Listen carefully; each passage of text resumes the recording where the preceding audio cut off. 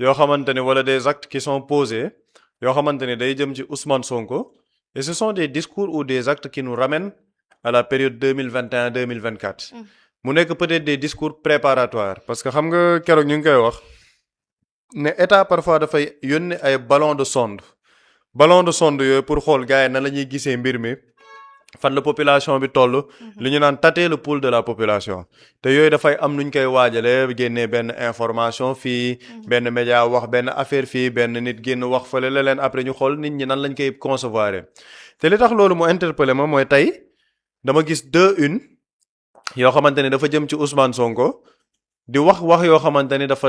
gis naa ko tamit semaine dernière bu ma jëlee ci benn une boo xamante ni dama ko gis tey une boobu le témoin dañoo def ci seen journal à la une ñu ne forcing à l'Assemblée nationale déclaration incendiaire et menace Sonko pose-t-il des actes portant atteinte à la sûreté de l'État ñu ne est-ce que Sonko dafay poser actes yoo xamante ni dafay porter atteinte à la sûreté de l'État te loolu daf ñuy delloo ci contexte 2021-2024 parce que ñee ñu doon jàpp ñëpp ak ñi ñu doon collé motif yëpp lan lañ lay wax acte terroriste atteinte à la sûreté de l'État ci suuf lan lañ ci bind ñu ne certaines tentatives de nature à fragiliser le pouvoir du président de la République et violer les prérogatives constitutionnelles du chef de l'État constituent des infractions ñu ne loolu Ousmane Sonko mu ngi koy def ñu ne certaines tentatives de nature à fragiliser le pouvoir du président de la République et violer les prérogatives constitutionnelles du chef de l'État constituent des infractions muy benn te loolu dinaa ci ñëwaat ñu ne le complot la menace de renverser une institution la collusion avec des mouvements insurrectionnels les échanges de correspondance etc. font partie également des infractions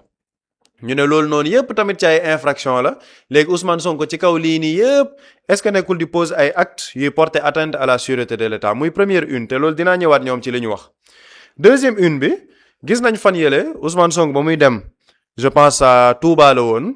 avec son cortège il y avait des personnes am na vidéo bu doon circuler il y avait des personnes armées yoo xamante ne ñu ngi nekk ci biir cortège am boobu te loolu je pense que toute personne dotée de raison boo xamante ne am nga xel di xalaat xam nga ne ñooñu ce sont sûrement des éléments du GIGN lan moo tax mu am ay éléments du GIGN yuy accompagner Ousmane Sonko parce que Ousmane Sonko du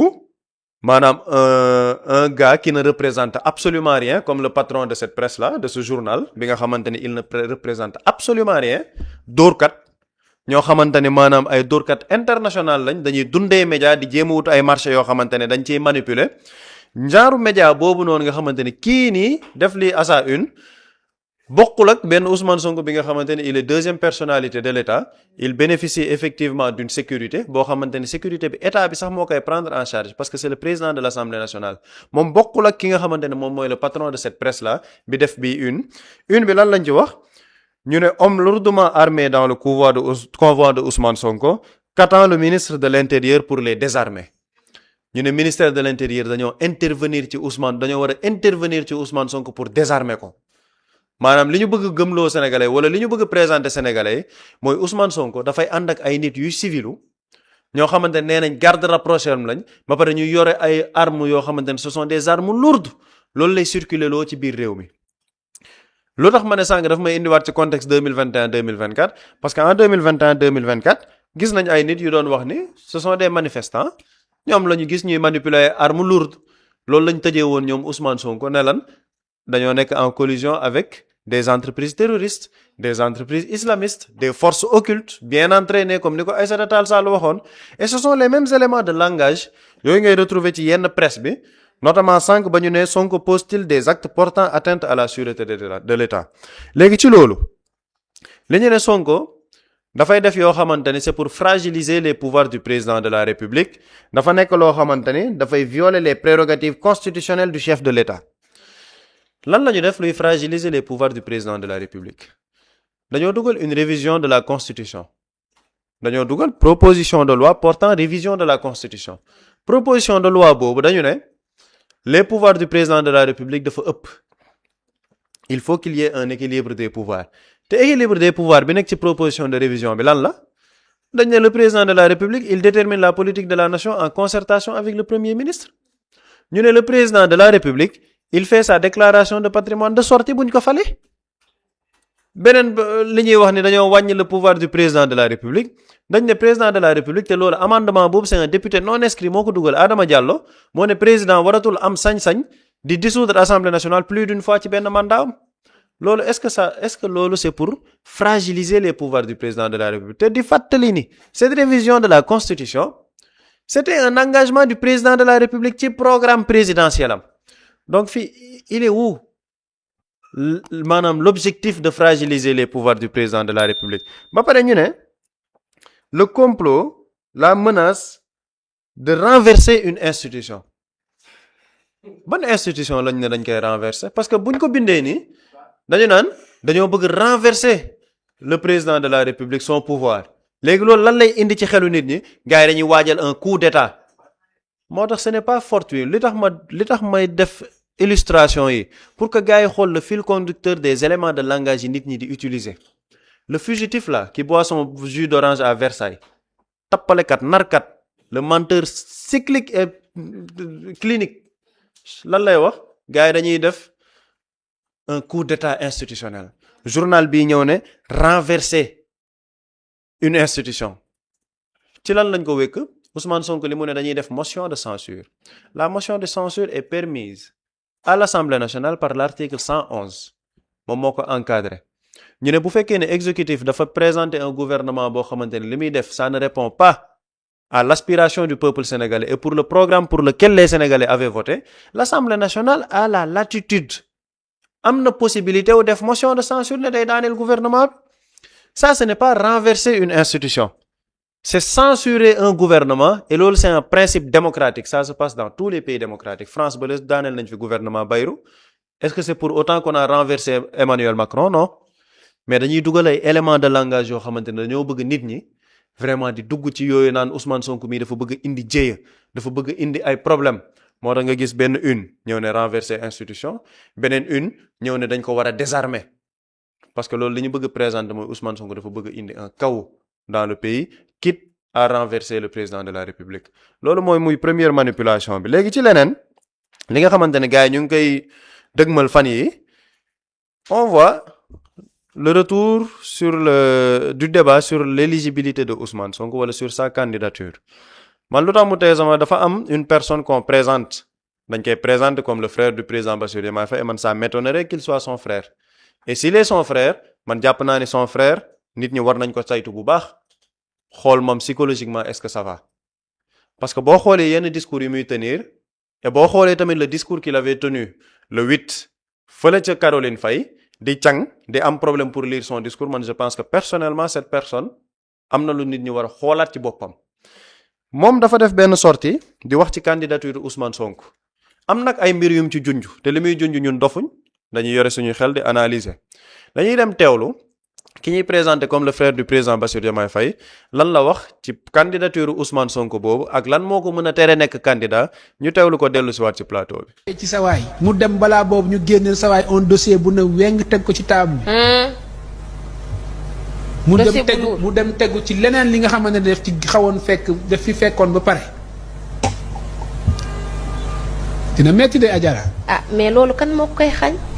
maanaam kan moo koy xaaj mu nekk candidat pourquoi est-ce que c'est la loi et c'est tout ce qui s'est passé dans ce pays-là. gis nga ñoo ko teewlandoo ki ñu ne mooy le frère du président Bassirou Diomaye Faye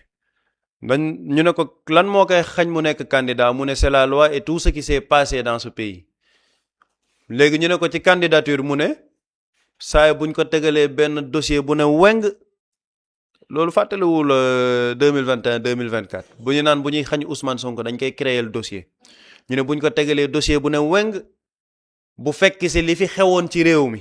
maanaam li fi xewoon lan mooy dañuy bëgg revenir sur les périodes de 2021 xeetu manifestation yeeg yooyu ñu ne loolu moom mooy tere Ousmane Sonko mu nekk candidat ba ci biir waxam sax mu ne gis naa leen ñu ne dañoo def noonu seen réforme yaay ba teg. En parlant du L29 L30 moom jàpp na ni réforme boobu réforme Ousmane Sonko la te loolu di ko fàttale sénégalais yi Ousmane Sonko avant même L29 L30 bi son éligibilité ne souffrait d'aucune contestation d'aucune ambiguïté parce que Ousmane Sonko a été tête de liste de Pastef liste boobu jaar conseil constitutionnel bi nga xamante ne moom mooy valider li nga xamante ne mooy la recevabilité des listes et des candidatures conseil constitutionnel validé liste boobu mu battre campagne dem voter tranquillement ba mu voter ñu fal liste boobu avec 130 députés Ousmane Sonko nekk un député ba mu suspendre son mandat président Bassirou Diomaye Faye limogé ko mu dem réintégrer l'Assemblée nationale jëlaat son mandat de député nekk le président de l'Assemblée nationale donc Ousmane Sonko sa candidature et son éligibilité ne souffrent d'aucune ambiguïté maintenant nag li tax ñiy jël waxu ku mel ni kii mooy pour opinion bi ñuy jéem a préparer ci yenn mbir yi parce que gis naa ko mu naan casier judiciaire ak yooyu moo tax ma ne kii war nañ ko caytu xool parce que je pense que le degré d'intellectuel wala le degré de compréhension de yenn affaires yi amu ko parce que quand il parle de casier judiciaire pour une personne boo xamante ne dem na nekk ji candidat tête de liste ñu fal ko mu voté 2 fois donc foofu boo fa ñëwee naan casier judiciaire c'est parce que tu ne comprends absolument rien de li ngay wax et ce qui est dangereux nag mooy jéem a indiwaat yenn élément de langage yi ci débat public bi te foofu lu tax ñi ci alerte sénégalais mooy Ousmane Sonko mu ngi ko doon junj ne gars yi provocation moo leen dese c'est-à-dire que dinañ def ay affaires yoo xam ne dañuy bëgg a provoquer nit ñi pour jouer ci seeni émotion pour que nit ñi di jug di tëb di dal loolu mënul am parce que Ousmane Sonko est bel et bien éligible comme ni Thierno Bocoum éligible et ni Anta Babacar Ngom éligible et le président de la République Bassirou Diomaye Faye il est éligible li tax ñuy wax ñun ci genre sujet yi mooy waratuñ nangu ñu nekk Sénégal boo xamante ne dañu naan diw du nekk candidat wala diw du nekk lii parce que da nga ko bañ a affronter ci ay élections d'autant plus que nga nekk proche président de la République Bassirou Diomaye Faye mais c'est-à-dire que nañu respecter sénégalais yi ñëpp mën nañ tenir ay débat wu Ousmane Sonko dina bokk wala du bokk ba mu des les proches du président Bassirou Diomaye Faye gis nga dafa am leen loo xam ne du waxi politique dafa am leen yoo xamante ni yëfi gor la moom mi toog tey jii sañ a taxaw plateau naan Ousmane Sonko buñ ko tegalee dossier bu ne weng le président Bassirou Diomaye Faye lan moo tax mu def 11 mois de prison ba ñu jumeler son dossier avec le président le dossier du président de l'Assemblée Ousmane Sonko ba pare ñoom il parle comme si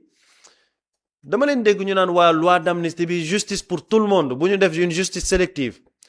parce que ñoom bu ñu koy wax dañ naan peut-être par exemple bu ñu abrogé woon loi d'amnistie et loolu je veux préciser aux Sénégalais li tax ñu naan leen nañu abrogé loi d'amnistie bi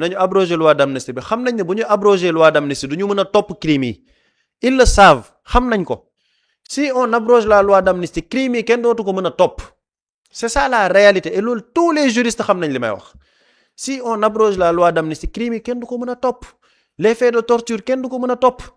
et en l'état actuel dara terewul ñu topp crimes yeeg torture yi parce que le conseil constitutionnel nee na ci décision bi nga xamante ne génnee na ko tout ce qui a trait à un crime à des tortures loolu loi d'amnistie mënu ko absoudre parce que le Sénégal a signé des traités internationaux donc la justice mën na topp li fi xewoon mais ñoom seen narratif dañoo jàpp ni loolu bu xewee dañuy jëlaat Ousmane Sonko dugal kaso ma ne bu fekkee ni loolu kon mooy am kon Ousmane Sonko moom ak Bassirou Diomaye Faye ñooy bokk cellule parce que le président Bassirou Diomaye Faye ci loolu lañ ko tëjoon son dossier avait été jumelé avec le dossier de Ousmane Sonko gon lu fi yóbbu Ousmane Sonko du fi bàyyi le président de la République moo tax ma ne ñoom qu'il soit un peu plus intelligent ci yi ñuy wax te ñoom li may wax képp mën na toog naan candidature Ousmane Sonko ba mu des le président Bassirou Diomaye Faye avec ñi koy wër te ñii ànd ak moom comme ni mu ko waxee woon di wax le corps défendant de Ousmane le corps défendant du président Bassirou Diomaye Faye gis nga moo tax ma ne gars yi bu ñu jàpp ne lii yépp ce sont des faits isolés du ay faits yu isolés c'est parce que L29 L30 bi da leen a métti ndax il voulait surfer sur un doute sur l'éligibilité de Ousmane Sonko ba 2029 ñu ne bon candidature bi takk na suuf Diomaye moo fi sës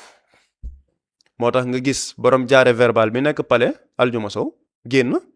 naan waaw L29 L30 un plan machiavélique xawma lan ak lan une loi boo xamante ni c'est une loi anticonstitutionnelle ma ne ko monsieur Aljuma Sow ministre de la République il faut être beaucoup plus intelligent dans ce qu'on défend parce que cette loi que tu juges anticonstitutionnelle a été promulguée par le président de la République que tu défends nañ muus c'est-à-dire que bañ nit wala bañ a jàkkaarloog nit ci ay élection bu mu tax nga jël sa xel mi mu muur maanaam nga sa xel mi nga def fa rideau ba dootoo gis